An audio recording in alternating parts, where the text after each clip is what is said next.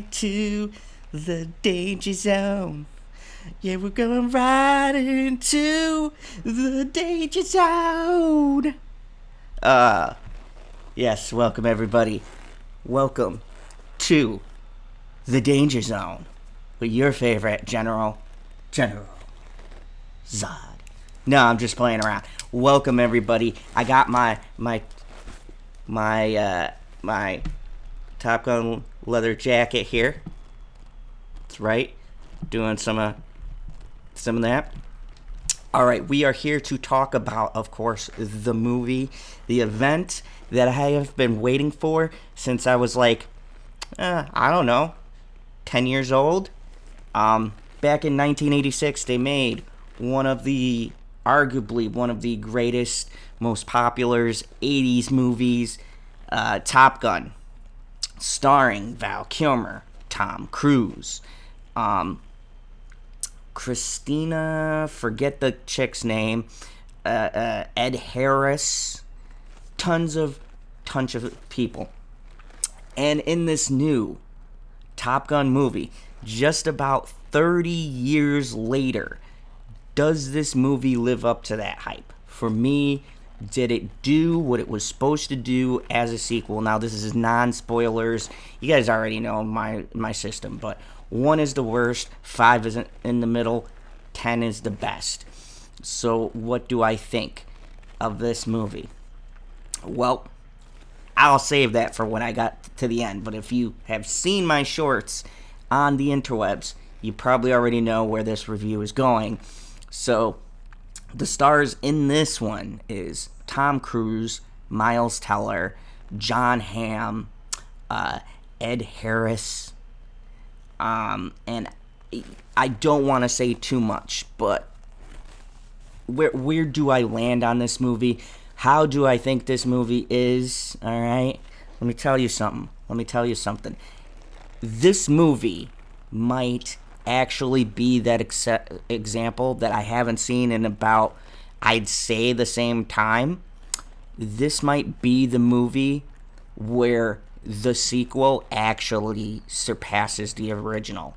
Top Gun Maverick does everything that Top Gun did, but 20 times better in this era, while still being a continuation of that original story. So what's the story of this? What's the deal?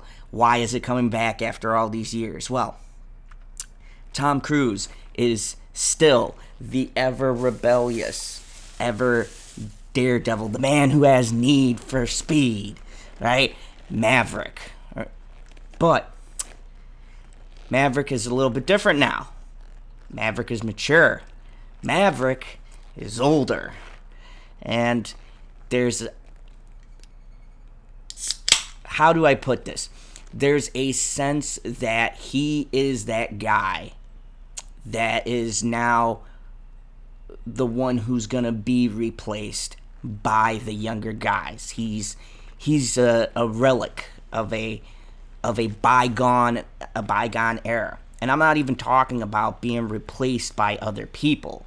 This deals with the military upgrading technology and asking the questions of why you need a human element as opposed to a machine element. Why people are needed to fly these missions instead of drones.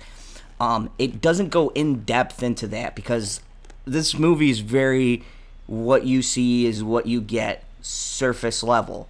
But it does address all of the things and keep you interested from beginning to end. I was never bored. No one in my theater was bored. People laughed. People did cry. Not gonna say I did. There was a couple of emotional scenes. It was really good. I really enjoyed it.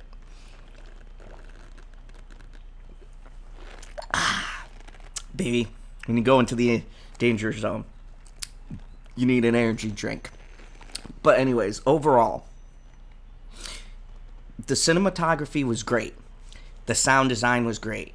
The acting was great. Miles Teller and Tom Cruise are tremendously well as they get ready for this mission. Tom Cruise, of course, has to go back to his old stomping ground, teach the new recruits, back at Top Gun, how to fly this mission. We meet the new recruits. A lot of scenes are recreated, just like in the original, but actually done better. This movie does everything better. And there's actually a particular scene in here that a lot of people will laugh at if you've seen the original, and it is actually in here now for a very specific reason. These filmmakers really understood what Top Gun was, and I believe it was John Kozlowski who shot this film. Not only understands how to put you into these planes, but also what this story means. He puts in a lot of nostalgia, but it's not nostalgia for nostalgia's sake. The nostalgia scenes legitimately have a point in the story. They are specifically in there to move the plot. It's not thrown there as a nod to the audience. Now, I have two complaints and two complaints only. One is this is very much the template of the first movie. Like, this is like if you were remaking a film but done as a sequel. So there's a lot of beats in here where you could see they didn't want to tamper with the formula. And you know what? I don't care in this modern age as long as it's good. My other complaint was there was a love interest. Now, it is not as god-awful as it is in the 1986 Top Gun, because my other complaint in that movie, and I might do a review of that, is that love story is god-awful. And the volleyball scene. I know all the ladies like it. I'm a dude. Like, I get it, because I've been in the military. Dudes take their shirt off, do the volleyball scene. That always bothered me, too. They do recreate the volleyball scene in this movie, but there's a specific reason for it to be there this time. And I like it. Everything done in this film was great. Besides those two things, I have nothing else. The cinematography is gorgeous in this. The view is so much, this is so much better seeing the dogfights. The dogfights are longer and you can actually see shit now. That was also my complaint of the original Top Gun, is because of the time, it did not have the technology to do what they can do now. Now you feel like you're in the fucking plane. You need to see this in the movies, though, I feel like, to get that feeling. But this film is literally shot from the perspective like you are the pilot and you're flying this mission, and I think it ramps up the intensity. This is exactly what a sequel should do. Just about everything is as perfect as a movie like this gets.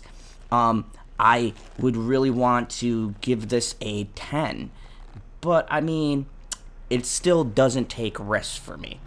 I would have liked to see them be a little bit more risky, and once again, I feel like when you're doing these 80s movies, you can't do a love story and actually make it good. And maybe that's the motif, too. Maybe that's the montage, the fact that the 80s never had great romance in it. I'm sorry, I was born in the 80s. I know there's probably a lot of 80s people who are going to disagree with me. Those fucking love stories were all terrible. I'm sorry. 16 Candles, all of that. Like, I enjoy them as movies, but the fucking romance was always trash. And fight me to tell me something different. Love stories were trash in the 80s. Let's just be real. We didn't get a great love story till Jerry Maguire, and I will fucking die on that hill. But anyways, this was a great movie. I loved it. If you guys want spoilers, let me know. But I hopefully gave a vague understanding. Go out and see this movie. I'm going to give this movie a 9.5 out of 10. This to me is as close as perfection comes in the year 2022. This is most certainly probably, I'm sorry Nick, but take number one. This movie is just great in every way. This is literally what Aliens is to Alien. This is what Terminator 2 is to Terminator 1. This is how you step up a franchise. And please, for the love of God, do not make a number 3. I don't need like Rooster or something like that, because Miles Teller's character in this is called the Rooster. But yeah, if you guys want specifics, let me know. But other than that, thank you very much. This has been another Danger Zone review. So thank you for watching, and remember, always have your wingman's back here in the Fandom Zone.